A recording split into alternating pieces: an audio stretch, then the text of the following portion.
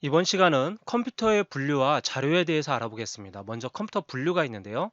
컴퓨터 분류로 만약에 비교해 보자면 취급 데이터 형태에 따른 분류가 있을 수 있겠고요. 처리 능력에 따른 분류, 사용 목적에 따른 분류 이렇게 알아볼 수 있는데요. 먼저 취급 데이터 형태에 따른 분류에 대해서 같이 한번 알아보면 디지털 컴퓨터가 있고요. 아날로그 컴퓨터가 있습니다. 쉽게 얘기하면 디지털 컴퓨터는 우리가 쓰는 컴퓨터를 생각하시면 될 거고요. 아날로그 컴퓨터는 병원을 생각하시면 됩니다. 병원에 있는 의료 장비들을 생각하시면 조금 더 이해가 쉬울 거예요. 자, 먼저 우리가 쓰는 컴퓨터는 숫자나 문자로 입력하죠. 키보드를 통해서 숫자나 문자로 비연속적인 데이터를 입력하게 된다라는 거고요. 아날로그 컴퓨터는 전압이나 전류, 연속적인 데이터를 쓴다는 얘기죠. 이거 잘 기억해 두시기 바랍니다. 비연속적과 연속적인 거. 그래서 병원에 있는 컴퓨터들은 보면 어떻게 생겼나요? 우리 뭐 맥박을 측정하는 그런 걸 보면 이렇게 그래프가 이런 형태로 나타나게 되죠. 그래서 그래프이거나 곡선 형태로 나타나는 거고, 출력 형식은 디지털 같은 경우는 숫자나 문자로 나타내는데 얘를 파형으로 그리면 어떻게 돼요? 이런 펄스 형태의 파형으로 이렇게 그릴 수가 있겠죠. 그 다음에 디지털 컴퓨터는 우리가 프로그램이 필요하죠. 그래서 해당 프로그램이 필요하니까 한글이나 엑셀이나 이런 프로그램들을 써야 되는 거고, 아날로그 컴퓨터는 그냥 연결만 하면 그냥 바로 쓸 수가 있는 거예요. 우리 예를 들면 몸에다가 이렇게 붙여서 바로 혈압을 재는 것처럼 그런 식의 것들이 바로 아날로그 컴퓨터라고 생각하시면 됩니다. 그 다음에 디지털 컴퓨터는 논리 회로가 있죠. 그래서 엔드 게이트나 오아 게이트, 뭐 이런 낫 게이트 이런 것들이 있으니까 그런 논리 회로가 필요한 거고요. 아날로그 컴퓨터는 증폭 회로. 이러한 신호를 어떻게 해줘야 돼요? 신호가 약하면 증폭을 해줘야 되니까 이런 증폭 회로가 필요한 거고요. 연산 속도가 이게 제일 중요한 부분인데 우리가 헷갈려 할 수 있는 부분입니다. 뭐냐면 디지털 컴퓨터는 연산 속도가 빠를 거라고 생각하지만 실제로는 느리다라는 얘기예요. 느리다. 아날로그 컴퓨터가 어떻다라는 얘기야? 빠르다라는 얘기예요. 생각해 보면 어떻게 돼요? 우리 몸에다 바로 붙여서 하게 되면 바로 그냥 나와요, 데이터가. 이런 형태로 파형 형태로 나오게 되죠. 그런데 디지털 컴퓨터는 막 부팅해야 되고 입력해야 되고 이렇기 때문에 속도가 느리다라는 얘기입니다. 대신 얘는 어때요? 기억 장치 기능이 있어서 기억 기능이 있고 아날로그 컴퓨터는 기억 기능이 없습니다.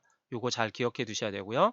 정밀도는 디지털 컴퓨터는 내가 원하는 정밀도까지 확인해 볼 수가 있어요. 그래서 정밀도가 정밀하다라고 볼 수 있겠죠. 그렇지만 아날로그 컴퓨터는 그것이 제한적이기 때문에 완벽하지는 않기 때문에 그래서 제한적이고 정밀도 면에서는 좀 떨어진다라고 볼 수 있습니다. 디지털 컴퓨터는 우리가 모든 사람들이 대중적으로 다 쓰죠. 어디든지 다 컴퓨터를 쓰니까 범용성이 있다라고 볼 수 있지만 아날로그 컴퓨터는 과학적인 연구뿐만 아니라 어디에서 이런 병원 같은 데 특수 목적용으로 쓰이게 되는 거죠. 그래서 꼭 필요한 말은 뭐예요? 특수 목적용이다라고 하는 거. 특수한 목적을 가지고 쓰는 컴퓨터가 뭐다?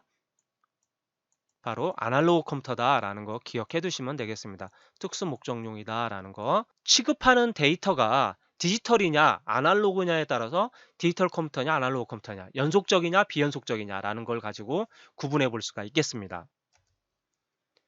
자, 그러면 처리 능력에 따른 분류는 마이크로 컴퓨터가 있네요. 마이크로 컴퓨터는 소형 컴퓨터를 말하는 거죠. 그래서 소형 컴퓨터 중에서도 팜톱이 있고요. 그 다음에 랩톱. 팜톱은 손바닥 위, 랩톱은 무릎 위, 데스크톱 이렇게 구분할 수 있겠죠. 또는 노트북, 랩톱 이런 식으로 구분할 수 있으니까 확인해 보시면 될 거고요. 이거보다 조금 더 큰 거는 워크스테이션이라고 하는, 이 워크스테이션은 웹 서버용, 즉 서버용으로 주로 쓰이는 그러한 컴퓨터라고 보시면 되겠습니다. 그 다음에 미니 컴퓨터. 미니 컴퓨터라고 하니까 우리가 얘기하는 이런 마이크로 컴퓨터에 있는 팜톱이나 이런 걸 얘기하는 게 아니고요.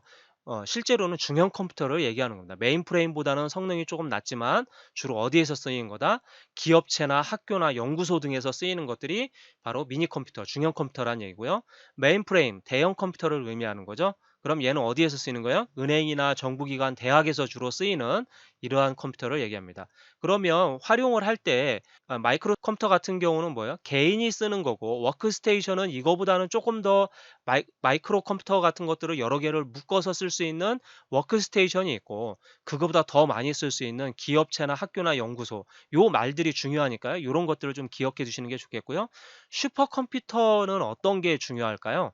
높은 정밀도와 정확한 계산이 필요하니까 중요한 거는 기상예보나 우주 항공 분야에 쓰인다라고 하는 걸 꼭 기억해 두셔야 돼요. 그래서 특징적인 단어를 기억하면 됩니다. 워크스테이션은 서버용, 미니 컴퓨터는 학교나 기업체나 연구소, 메인프레임은 은행, 정부, 대학, 그다음에 슈퍼컴퓨터는 기상예보나 우주 항공 분야에 쓰인다라는 이런 식으로 구분을 해 놓으시고요. 전체적인 크기는 우리가 보면 알 수 있겠죠. 그래서 처리 능력에 따른 분류다라는 걸 기억해 두시고요. 사용 목적에 따른 분류를 보면 전용 컴퓨터냐 범용 컴퓨터냐. 전용이라는 건 특수 목적에 사용되는, 아까 앞에서 얘기했던 대부분 아날로그 컴퓨터 또는 군사용, 산업용으로 주로 쓰이는 걸 말하는 거고요.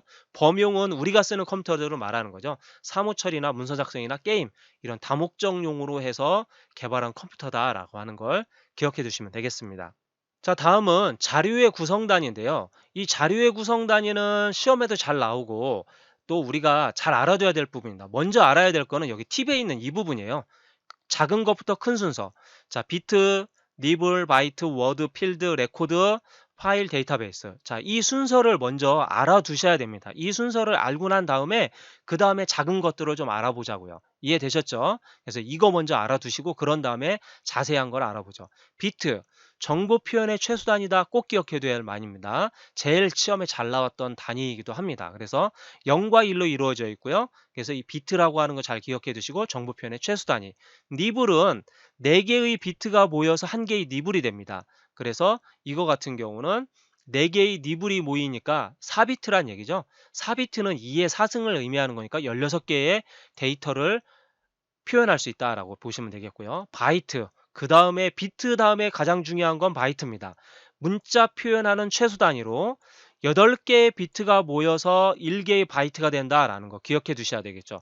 8비트니까 2의 8승입니다. 2의 8승은 256. 요거를 모르면 그냥 외워두세요. 외워두는 게 가장 좋고, 원래는 우리가 알아야 될 게 2의 0승부터 2의 10승까지 정도는 우리가 기억해 두면 돼요. 한번 해볼까요? 2의 0승은 1이고 2의 1승은 2가 되죠. 2의 2승은 4죠. 2의 3승은 8이죠. 그 다음에 2의 4승은 얼마입니까? 16. 그 다음에는 32. 그 다음에 64. 그 다음에 128. 두 배씩 해주면 되겠죠. 256, 512, 그 다음에 1024. 2의 10승이 1024가 되는 거죠. 좀 줄여서 그냥 이렇게 간단히 써봤는데요. 이것을 우리가 좀 컴퓨터를 하면은 꼭 기억하고 있어야 돼요.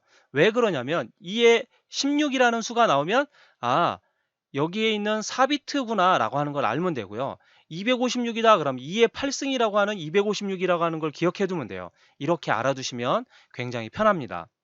그 다음에 워드가 있는데요. 워드는 연산의 기본 단위인데 워드에서는 요걸 좀 알아두시면 돼요. 하프워드, 풀워드, 더블워드가 있는데요. 하프워드는 2바이트, 풀워드는 4바이트, 더블워드는 8바이트죠. 그럼 이거 비트로 나타내면 어떻게 되나요? 하프워드 같은 경우는 2 곱하기 8 하면 되겠죠. 그 다음에 28에 16이니까 16비트, 얘는 84 32비트, 88 64비트가 되는 거죠. 이해되셨나요? 그래서 워드에 대한 거 요거 잘 기억해 두시면 되겠고요. 필드는 파일 구성의 최소 단위인데 중요한 말은 항목이라는 말도 쓰이고 아이템이라고도 한다. 그러니까 필드라는 말 대신에 항목이라는 말도 쓸 수 있고요. 아이템이라고는 말도 쓸 수 있다라는 얘기예요. 또는 열이라고 쓸 수도 있다라는 얘기입니다. 컬럼, 열, 항목, 아이템 다 같은 뜻입니다. 이게 다 필드예요. 레코드를 구성하는 문자 단위이다라는 거 기억해 두시면 되겠고요. 레코드는 서로 연관된 필드가 모이면 레코드가 되는 겁니다. 그래서 자료 처리의 기본 단위가 된다. 이거 꼭 기억해 두시기 바랍니다. 레코드는 크게 논리적인 레코드와 물리적인 레코드가 있는데요. 논리적인 레코드가 모여서 물리적인 레코드가 됩니다. 이해되셨죠? 그 다음에 파일은 바로 레코드들의 집합인데 프로그램의 구성을 이루는 프로그램의 구성의 기본 단위다라는 거 기억해 두시면 되겠고요. 데이터를 보조기억 장치에 물리적으로 저장할 수 있는 거죠. 그래서 이러한 파일들이 모이면 뭐가 되는 거예요? 연관된 파일들의 집합이 바로 데이터베이스다라는 거죠. 이해되셨죠? 순서에 대한 거 꼭 기억해 두셔야 되고요. 그리고 각각에 대한 자세한 것들, 정보 표현의 최소 단위라든가 문자를 표현하는 최소 단위 이런 것들 8비트라는 거 기억해 두시면 되겠습니다. 자, 다음은 자료 구성의 표현 방식인데요. 문자 표현 코드. 자, 이 부분은 시험에서 굉장히 중요하고요. 잘 나올 수 있기 때문에 꼭 알아두시기 바랍니다. 자, BCD 코드라고 하는 것은 이진화 10진 코드란 얘기죠. 그래서 바이너리 코드 데저멀이라고 하는 말인데요. 자, 이거는 10진수, 정수를 표현할 때는 4비트를 씁니다. 즉 1, 2부를 쓰죠. 그렇지만 실제로는 여기에 영문자나 특수문자, 여기에 영문자나 특수문자를 표현하기 위해서 몇 비트로 쓰냐면 6비트로 씁니다. 6비트. 그래서 꼭 필요한 게 6비트예요. 6비트인데 6비트니까 어떻게 기억하면 돼요? 2의 6승 기억해 두라겠죠? 2의 6승은 얼마예요? 64. 그래서 문자의 표현인 64개를 표현할 수 있다라는 거 기억해 두시면 되고요. 아스키 코드가 시험에서 제일 많이 나오는 것 중에 하나인데요. 왜 그러냐면 얘는 데이터 통신에서 쓰인다라는 거. 요 말 꼭 기억해 두시고요. 데이터 통신이나 개인용 PC에서 주로 쓰이는 거고 얘는 7비트 코드입니다. 7비트. 그럼 7비트 코드니까 2의 7승이죠? 2의 7승은 얼마예요? 64의 2배니까 128이죠. 그래서 128가지의 문자를 표현할 수 있다라는 거 기억해 두시면 되겠습니다. 그다음에 EBCDIC 코드 이것은 이진화 확장 10진 코드인데요. 확장 이진화 10진 코드인데 이거는 뭐냐면 8비트 코드예요. 이 비트에 대한 것만 꼭 기억해 두시면 돼요. 비트는 2의 8승. 그러면 128의 2배니까 얼마예요? 256이죠. 자, 그래서 256개의 문자를 표현할 수 있다라는 거 기억해 두시면 되겠습니다.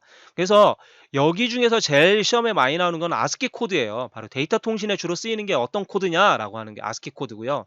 BCD 코드 같은 경우는 4비트를 표현한다라는 얘기는 예를 들면 우리가 숫자 10을 어떤 식으로 표현해요?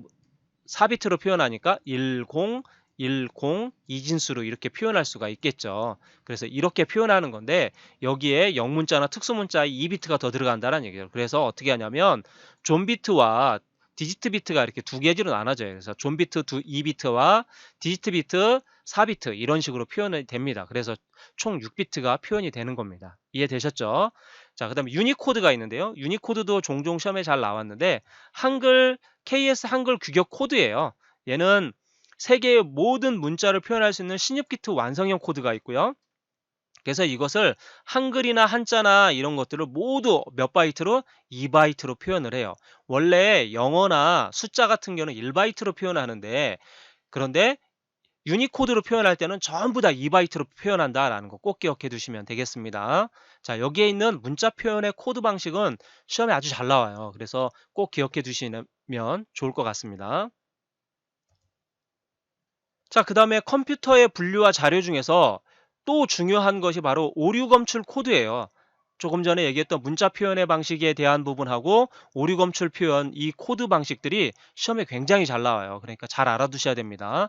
특히 오류 검출 코드에서 알아야 될 건 이 세 가지는 전부 다 뭐냐면 오류를 검출을 할 수 있어요. 오류 검출은 가능합니다.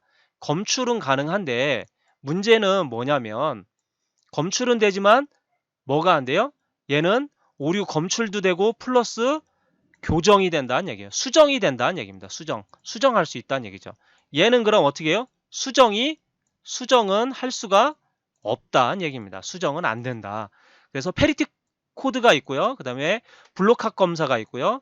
그 다음에 CRC 코드 이런 순환 중복 검사가 있는데요. 페리티 코드는 짝수 페리티, 홀수 페리티 코드가 있는데요. 짝수 페리티는 1의 개수가 짝수인지 홀수 페리티는 1의 개수가 홀수인지를 가지고 검사하는 거예요. 그래서 짝수 페리티 검사를 했는데 홀수가 나왔다. 오류가 났네. 이렇게 표현한다라는 얘기입니다. 이해되셨죠? 그래서 구현이나 표현은 간단하고요. 이런 것들은 뭐 그렇게 중요한 거 아닙니다. 그래서 페리티 검사를 할 때 오류를 검출하는 것들은 이 세 가지. 다음 중 오류 검출하는 것 중에서 교정이 가능한 것은 그럼 해밍 코드죠. 항상 꼭 기억해 두시고요. 오류 검출과 교정이 가능한 방식이 바로 해밍 코드에 있다. 그다음 블록합 검사가 있고요. 그다음에 순환 중복 검사 이런 식으로 해서 알아두시면 되겠습니다. 자, 이렇게 해서 우리가 지금 컴퓨터에 대한 분류와 자료를 알아봤는데요. 데이터 취급에 따른 분류와 처리 능력에 따른 분류, 사용 목적에 따른 분류 알아두시면 될 것 같고 그 중에서 자료 구성의 단위, 비트부터 니블, 바이트, 워드, 필드, 레코드, 파일, 데이터베이스 이 순서 꼭 기억해 두셔야 되고요. 그리고 난 다음에 자료 표현의 방식에서 문자 표현 방식이 있었죠. BCD 코드나 아스키 코드, BCD는 6비트, ASCII는 7비트, EBCD IC는 8비트. 그래서 몇 개의 문자 표현을 할 수 있는지, 그리고 여기서 데이터 통신을 할 수 있는 것은 어떤 코드인지, 바로 ASCII 코드죠. 그다음 오류 검출 코드에는 페리티 검사, 블록합 검사, 그다음에 순환 중복 검사, CRC 코드가 있었죠. 이것은 오류를 검출만 할 수 있지 수정은 할 수 없다라고 그랬어요. 교정은 할 수 없다라고 그랬습니다. 교정을 할 수 있는 건 오류 검출과 교정이 가능한 건 해밍 코드 하나밖에 없다는 얘기죠. 그럼 시험에 뭐가 많이 나왔겠어요? 해밍 코드가 시험에 굉장히 많이 나왔었어요. 그래서 이런 부분들 좀 알아두시고요. 전체적으로 이 부분이 시험에서 잘 나오는 부분들이니까 잘 준비하시면 되겠습니다. 수고하셨습니다.